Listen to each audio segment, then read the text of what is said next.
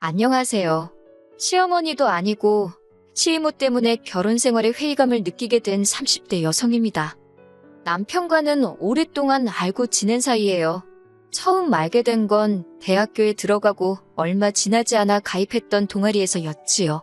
남편은 군대에서 막 전역한 선배였고 신입생이었던 제 눈에는 그런 남편이 꽤나 어른스럽게 보이더군요. 하지만 그때만 해도 그냥 선후배 사이로 적당한 거리를 유지하며 지냈지 같이 술자리는커녕 밥 한 번 먹어본 적이 없었네요. 그런 남편과 사귀게 된 건 졸업 후 취업을 하고도 한참이 흘러서였습니다. 남편이 제가 일하는 곳에서 멀지 않은 새로운 회사로 이직을 해왔거든요. 반갑기도 하고 여러 가지로 상황이 맞아떨어지다 보니 이후로 자주 만나서 그간 서로 놓쳤던 안부와 소식들을 나누기 시작했지요. 이후로 조금씩 빠르게 가까워져 반년 만에 연인 사이가 되었고 결혼까지 약속하게 되었답니다. 남편이 중학교에 들어가고 얼마 지나지 않았을 무렵 아버님께서 세상을 떠나셨어요. 하지정맥 수술을 위해 입원을 하셨는데 수술 직후 의식불명 상태가 되었다가 2달을 못 채우고 돌아가셨다고요. 지금 생각해보면 의료사고였던 것 같은데 당시만 하더라도 의료사고라는 단어 자체가 잘 쓰이지도 않았고 그래서 따져야 한다는 생각은 아예 해보지도 못했답니다. 이후로 남편은 어머님과 단둘이 살았는데 그나마 다행이었던 건 조부모님께서 한동안 경제적으로 많이 도와주셨다대요. 하지만 남편이 고등학교를 졸업하던 시기에 어머님께 남자가 생겼고 한 동네에 살고 계시던 조부모님 귀에도 그 소식이 들어갔습니다. 이후로 조부모님의 지원은 자연스레 끊어지게 되었고 어머님은 그 남자와 살림을 차리셨대요. 반면 서울에 있는 대학에 합격한 남편은 자의반 타의반으로 혼자 서울로 올라왔어요. 그리고 그때 어머님의 언니, 그러니까 남편에게는 이모였던 시이모가 남편더러 당신 집에 들어와 지내라고 하셨고요. 한푼이 아쉬웠던 남편 입장에서는 거절할 수 없는 제안이었지요. 하지만 시이모 집에서 사는 건 녹록지 않은 일이었습니다. 시이모가 남편의 방이라고 내준 곳은 창고이자 옷방처럼 쓰이는 코딱지만한 방이었대요. 얼마나 잡동사니들이 많이 있었는지 대각선으로 눕지 않으면 다리를 쭉 펴고 누울 수도 없었다고요. 식사 역시 젊은 놈이 삼시세끼를 다 챙겨 먹으려 드냐며 처음부터 먹는 걸로 그렇게 눈치를 줘서 시이몬에서 밥 먹은 횟수가 한 달에 10번이 채 되지 않을 정도였다고요. 그나마도 라면이 대부분이었어요. 그런데도 시이모는 시이모부한테 자기 면이 안 선다며 아르바이트를 하며 학비와 생활비를 벌던 남편에게서 돈을 가져가기 일쑤였답니다. 듣다 못한 제가 뭐하러 그런 푸대접을 받으면서 그 집에 있었냐 하니 새 인생 시작한 어머님께 걱정을 끼치고 싶지 않았다는데 어찌나 속이 상하던지요. 하지만 이런 과거를 시이모는 자기 마음대로 자기 유리한 쪽으로 기억을 하고 있더라고요. 남편한테 대놓고 한다는 소리가 자기가 없었으면 남편이 무슨 수로 이 서울 땅에 자리 잡고 살 수 있었겠냐면서 정말이지 어찌나 생색을 내는지 모르는 사람이 보면 시이모가 남편 목숨이라도 구해준 줄 알 만큼 거들먹거리기 일쑤였어요. 그리고 그런 시이모의 오만한 태도는 급기야 상견례 자리까지 이어졌습니다. 상견례 당시 저희 쪽이야 당연히 친정부모님 2분 다 자리를 하셨지요.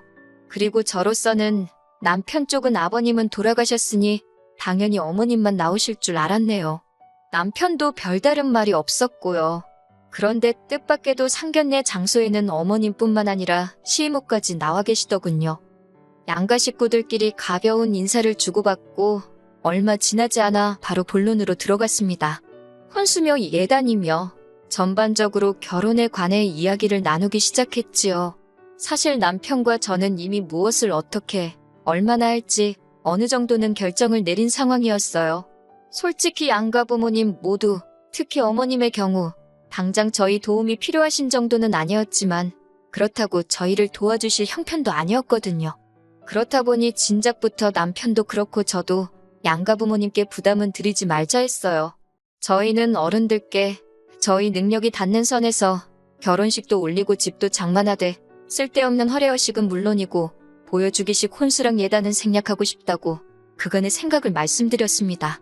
그러자 친정부모님도 그렇고 어머님까지도 젊은 애들이 어쩜 그렇게 기특한 생각을 했냐며 미안하고 고맙다 하시대요. 그런 말을 듣자고 한 소리는 아니었지만 아무튼 전반적으로 훈훈한 분위기였어요. 그런데 어이없게도 시이모 혼자서 원성을 높이며 산통을 깨셨습니다. 어떻게 그런 중대한 결정을 저희 멋대로 정하냐면서, 특히 남편더러 너는 누구 덕분에 서울 하늘 아래서 장가까지 가는데 당신한테 의견 한마디 안 물어볼 수 있냐고 쏘아 붙이시더니 저한테도 아무리 세상이 달라졌어도 어떻게 맨몸으로 시집올 생각을 하냐입니다. 전혀 예상치도 못한 시이모의 말에 남편도 저도 황당해서 순간 벙쪘지요. 남편이 그런 시이모님을 향해 한숨을 쉬면서 이모는 사람이 양심도 없냐고 무안을 주대요. 어머님도 시이모더러 쓸데없는 소리를 하냐고 핀잔을 주셨고요. 그런데도 시이모는 남편 말이고 어머님 말이고 들은 채도 안 하셨습니다. 모자가 쌍으로 생각이 없다나 어쩐다나 앞에 버젓이 저희 친정부모님이 계시는데도 전혀 개의치 않고 당신 하고 싶은 말은 다 하시더라고요. 그러자 보다 못한 저희 친정부모님께서 시이모를 향해 그쪽은 초대받지 못한 손님이라며 여기에 무슨 자격으로 와서는 부모들도 가만히 있는데 상지팡이를 짚고 나서냐고 한마디 하셨습니다. 그렇게 결국 상견례고 뭐고 다 파토가 났어요. 그래도 파혼으로 이어지지는 않았습니다. 이튿날 바로 남편이 저희 부모님을 찾아와 몇 번이고 죄송하다며 사과를 드렸거든요. 시이모하고는 왕래는커녕 자주 연락도 하지 않는다며 살면서 몇 번 마주칠 일도 없을 거니 제발 노여움을 풀어달라며 빌대요. 그리고 그런 남편의 진심 어린 사과에 저희 부모님께서 한 번 더 기회를 주기로 하셨고요. 그리고 친정어머니께서는 결국 이불부터 시작해서 대략 1,000만 원 정도의 예단을 해주셨습니다. 아내 가서 평생 트집 잡혀 사느니 남들 해가는 만큼 해가라고 대신 저더러 어깨 피고 살라면서요. 그리고 이후로 한동안 남편과 저 두 사람의 결혼 생활만 놓고 이야기하자면 정말 평화로웠습니다.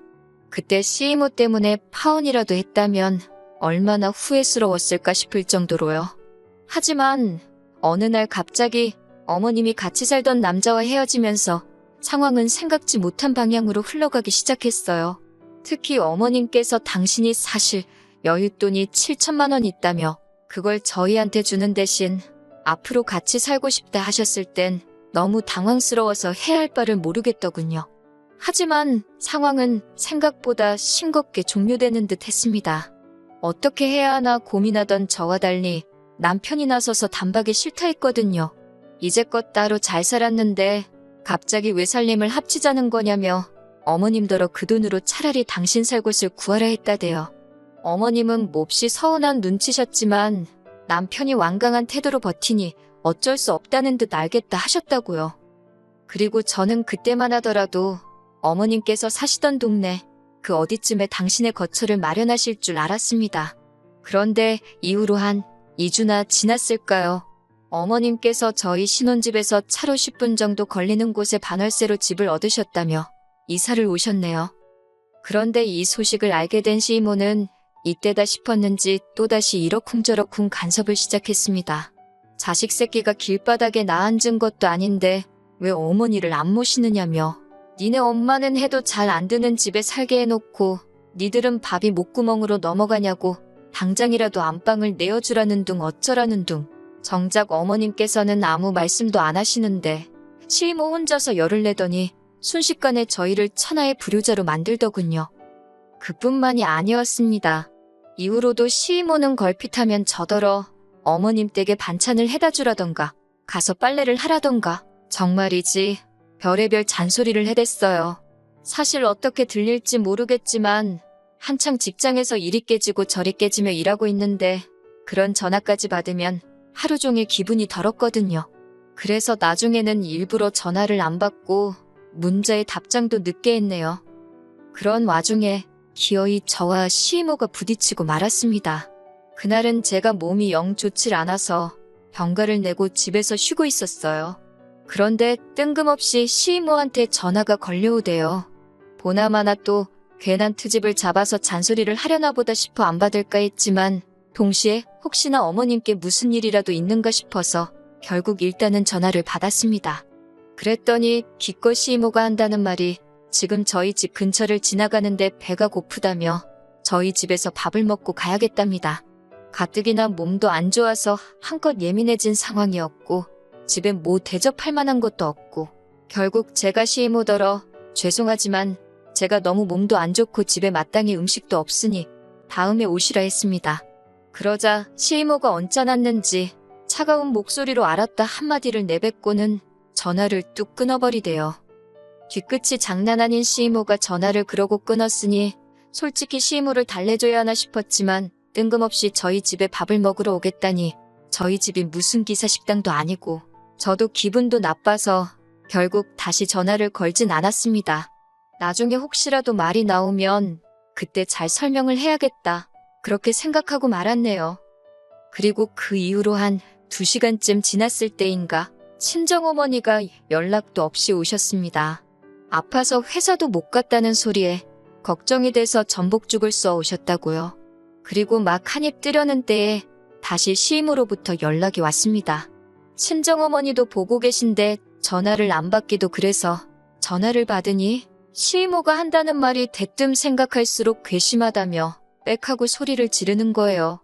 그 목소리가 어찌나 크던지 친정어머니까지 깜짝 놀라서 소리 지른 게 누구냐 물으셨는데 순간 시이모도 친정어머니의 목소리를 들었고 양쪽에 서로를 소개 아닌 소개를 시키자 시이모가 저더러 아파 죽겠다며 자기는 못 오게 하더니 니네 엄마는 불러들였냐며 저더러 웃기는 애랍니다.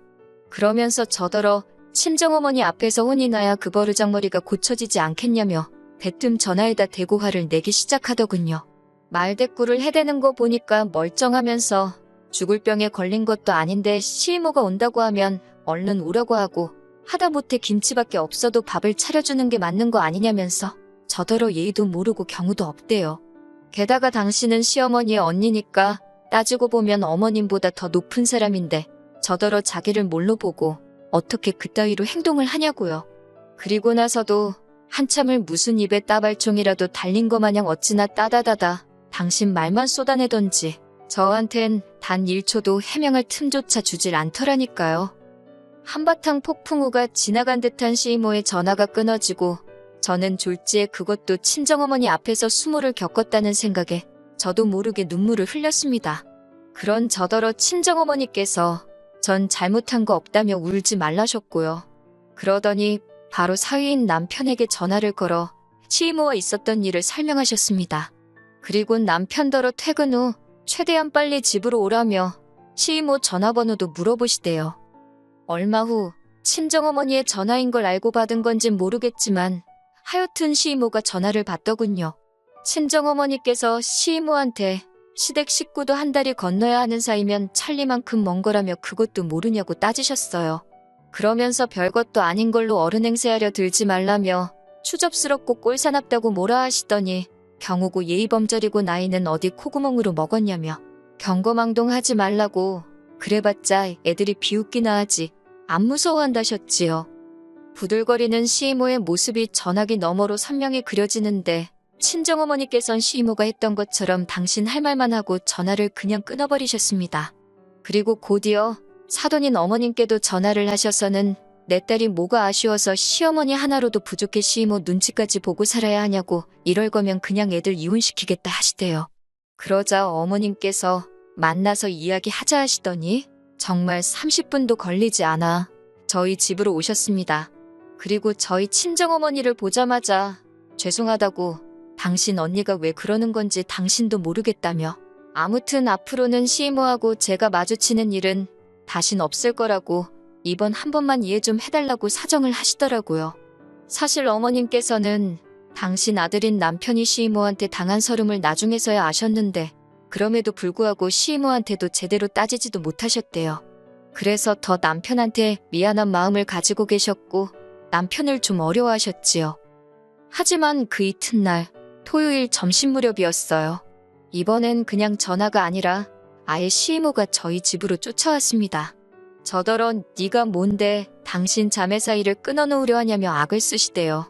그러자 저희 남편이 어이가 없다는 듯 시이모를 앞에 세워두곤 어머님께 전화를 드렸습니다.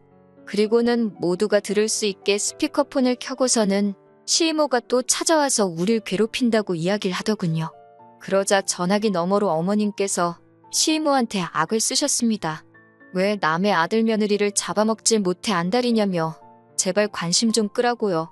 그러자 시이모님은 자기 속도 모르고 그런다며 네가 이렇게 물러터지니까 며느리 주제. 시어머니고 시이모고 무서운 줄 모르고 따박따박 말대꾸하고 친정엄마라는 사람까지 지잘난 척을 한다는 겁니다.